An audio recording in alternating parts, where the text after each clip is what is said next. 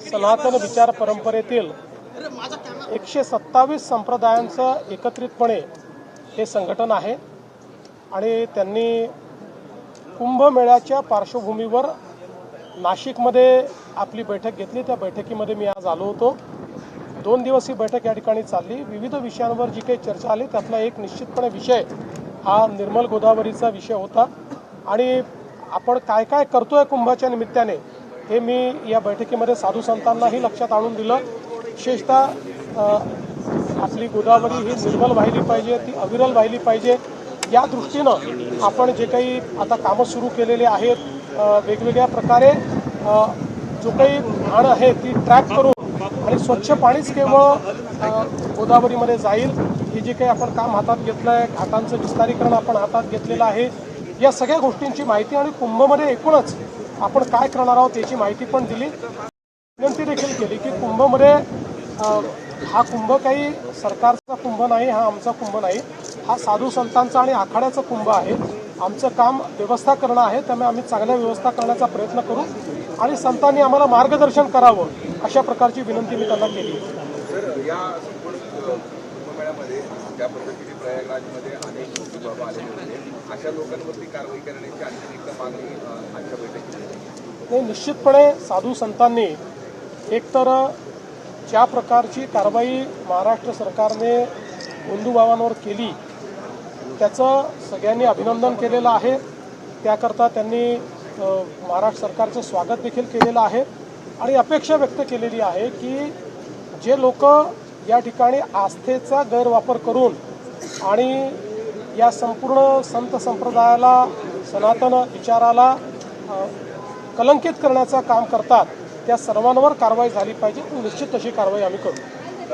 आपल्या संपूर्ण कामाचं सुद्धा तुम्ही केलं, देशाचं नेतृत्व करण्यासाठी जे काही नाव आता घेतलं जातं त्यात तुमचं नाव आघाडीवरती आहे, आघाडीवर वगैरे असं त्यांनी नाही सांगितलं, त्याच्यामुळे मला असं वाटतं की अशी काही बातमी तुम्ही करण्याचा प्रयत्न करू नका। पण ठीक आहे, त्यांनी जे काही कौतुक केलं, संतांचं काम असतं चांगल्या कामाला आशीर्वाद द्यायचं, त्यामुळे त्यांनी चांगल्या कामाला आशीर्वाद दिला।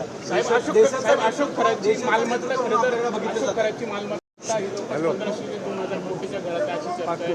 राजकीय कनेक्शन समोर आले, आता एकंदरीत ते प्रकरण कुठपर्यंत आला, फोनवर संपूर्ण तपास होणार, याचा पूर्ण तपास आम्ही करणार आहोत। त्यांनी जे वेगवेगळे अकाउंट उघडलेले आहेत तेही आमच्या लक्षात आलेले आहेत, त्यांचे जे ट्रान्झॅक्शन्स आहेत ते ट्रान्झॅक्शन्सही लक्षात आलेले आहेत आणि आता लोकांचा कॉन्फिडन्स वाढल्यामुळे लोक समोर येऊन माहिती देत आहेत, SITकडे भरपूर माहिती येते आहे, त्यामुळे हे सगळी पाळंमुळं जी आहेत ती खोदल्याशिवाय आम्ही राहणार नाही।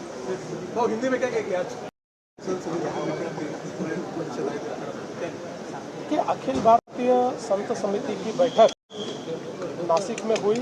हम सभी जानते हैं कि नासिक में जो कुंभ मेला होने वाला है तो उसी के चलते इस बैठक का आयोजन यहाँ किया गया। कई विषयों के ऊपर इसमें चर्चा की गई, विशेष रूप से कुंभ के आयोजन में क्या करना चाहिए, किस प्रकार से गोदावरी निर्मल और अविरल बहनी चाहिए, ये सारी चीज़ों पर चर्चा हुई। हमने भी महाराष्ट्र सरकार इसमें क्या क्या कर रहा है, हमारी नगर निगम इसमें क्या कर रही है, ये सारी बातों की जानकारी मैंने दी। किस प्रकार से हम गोदावरी को अविरल और निर्मल करने का प्रयास कर रहे हैं, किस प्रकार से त्र्यंबकेश्वर में हमारी नदी 12 महीने बहती रहे इसका जो हम प्रावधान कर रहे हैं, बाकी भी जो सारी व्यवस्थाएं कर रहे हैं वो सारी चीज़ें हमने कही। और हमने संत समुदाय से ये अपील, कुंभ मेला ये कोई सरकार का मेला नहीं है, सरकार का काम तो केवल व्यवस्थाएं करना है। ये मेला तो साधु संतों का और अखाड़ों का मेला है, इसलिए वो जिस प्रकार से मार्गदर्शन करेंगे उसी प्रकार से हम लोग कार्य करेंगे।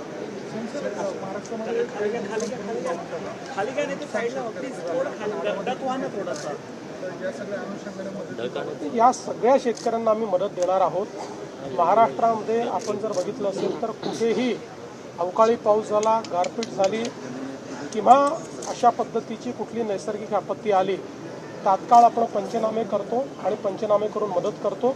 याही सगळ्या शेतकऱ्यांना जी काही आवश्यक मदत है ती केली जाती। उस मामले में हम लोग तह तक पहुंच रहे हैं। विशेष रूप से जो अलग अलग प्रकार के उनके ट्रांजैक्शंस है उसको ढूंढकर हम लोग निकाल रहे हैं और मेरा अपना मानना है कि निश्चित रूप से उनकी सारी संपत्ति उनके सारे गैर व्यवहार और उन्होंने जो एक प्रकार से महिलाओं के साथ बदसलूकी की है, अत्याचार किए, सबको खोदकर हम कड़ी से कड़ी सजा उनको देंगे। और मुझे ऐसा लगता है कि इसमें महाराष्ट्र में सभी का एकमत है और मैं तो ऐसा कहूँगा कि हमारे लिए किसी भी प्रकार की राजनीति से ऊपर है। कुछ लोग इसमें भी राजनीति करने की कोशिश कर रहे हैं, लेकिन मैं स्पष्ट रूप से कहना चाहता हूँ कि हम लोग इस प्रकार की राजनीति को तवज्जो नहीं देते। जो कार्य सरकार को करना है सरकार करती रहेगी। साहेब, एसआयटीचा तपास मंदवला आहे असा आरोप एसआयटीचा तपास मंदवला असा आरोप केला जातो। 18 दिवस होऊन गेलाय पण तपासात काही ठोस समोर आलं नाही। मला असं वाटतं की 12 गुन्हे दाखल झाले आहेत, रोज नवीन माहिती समोर येते आहे। आता एसआयटी काय तपास करते आहे हे तर काही रोज सांगता येणार नाही। एसआयटी योग्य वेळी त्या संदर्भातली जी काही गोष्ट आहे ती सांगेल। मला असं वाटतं एसआयटीवर सर्वांनी विश्वास ठेवावा, एसआयटी उत्तम काम करते। प्रकरणातले व्यवहार सगळे ईडी चौकशी होणार का व्यवहारांची, आणि दुसरं म्हणजे सरकार जमा होणार? असं आहे की निश्चितपणे याची ईडी चौकशी होणार। त्या संदर्भात ईडीने या गोष्टीचं संज्ञान घेतलेलं आहे।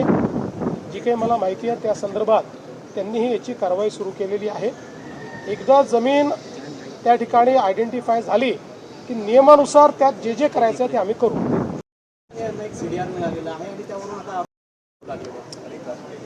बघा, पहिली गोष्ट तर अशी आहे की अशा प्रकारचा सीडीआर हा प्राप्त करून घेण्याचा कोणालाही अधिकार नाही।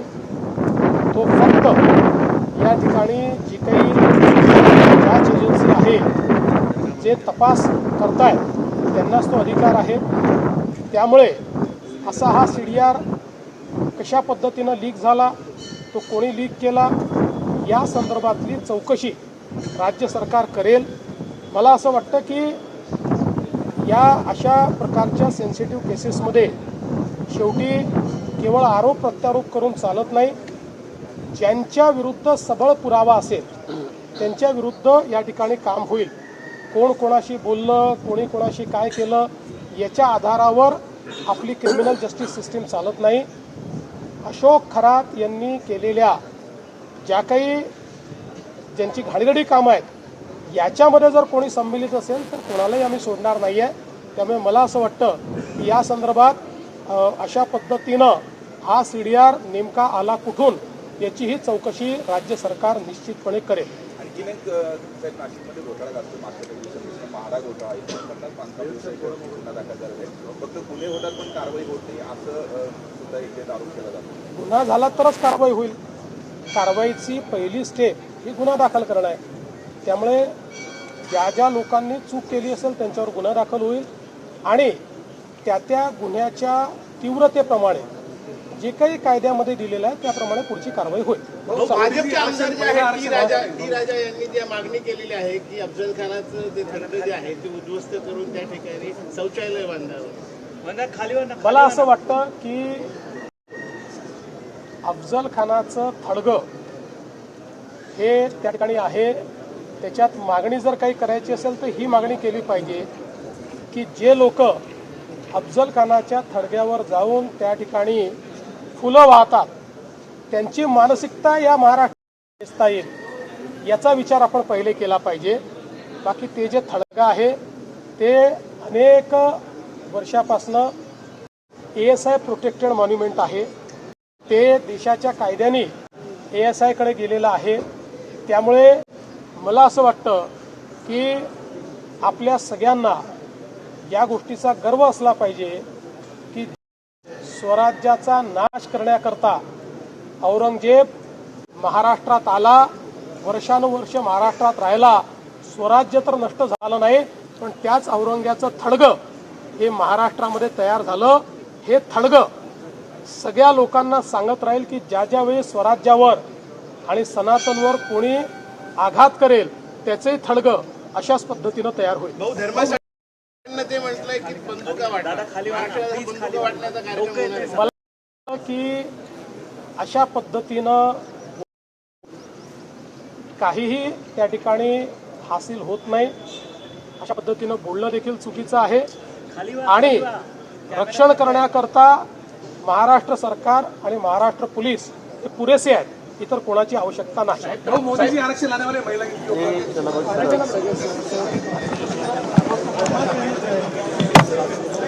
डोके